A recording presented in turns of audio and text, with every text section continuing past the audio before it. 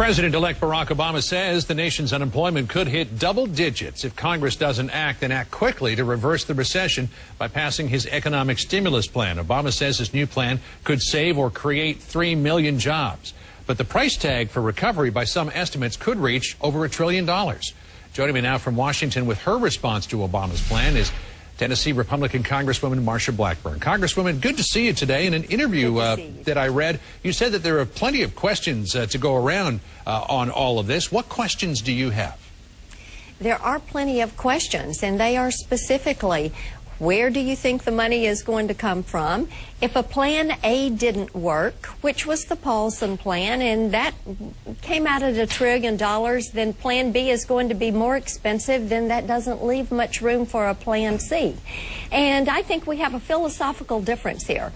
There are those that think, from the left, you take the money from the taxpayer, you bring it to Washington, you send it back out. And then there are those of us on the right that say, look, he's got part of the equation right, which is tax cuts work.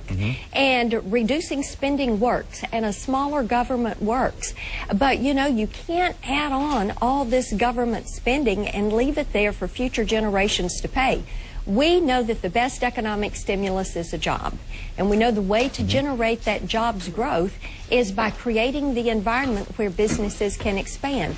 We know that a stimulus needs to be given to the taxpayer, and that Main Street level is where it needs to take place. Let me come back to this idea, if you could, of Plan A and Plan B. So we had Plan A, the $700 billion stimulus package, still $350 billion of that to be allocated. It hasn't done a whole lot to stop the economy from plunging into recession. This is Plan B. It may top $1 trillion.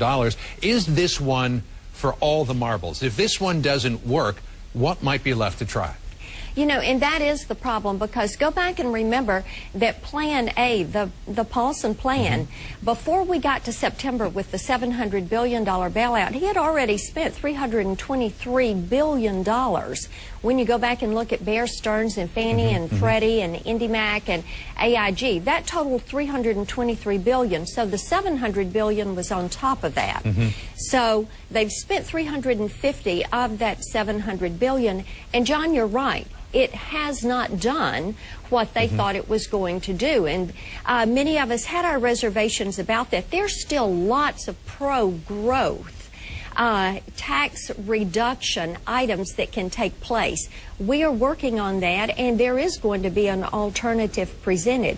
The goal is to make certain that the American taxpayers are not going to be saddled with ever-increasing debt. To hear people talk about trillion-dollar deficits is a frightening thing. It is rather scary, and of course the deficit could go well beyond $1 trillion. Are you and your Republican colleagues going to demand hearings on this stimulus package? Absolutely, we are. We think that it is an imperative. You can look at what happened with Plan A, if you will, and the fact that many of us raised questions about that, why we didn't go in and do some things like mark-to-market accounting, why we didn't go back in and look at the valuations on these toxic waste, why we didn't do loans and some kind of reinsurance program as opposed to just putting this money out there with those 9 investment banks.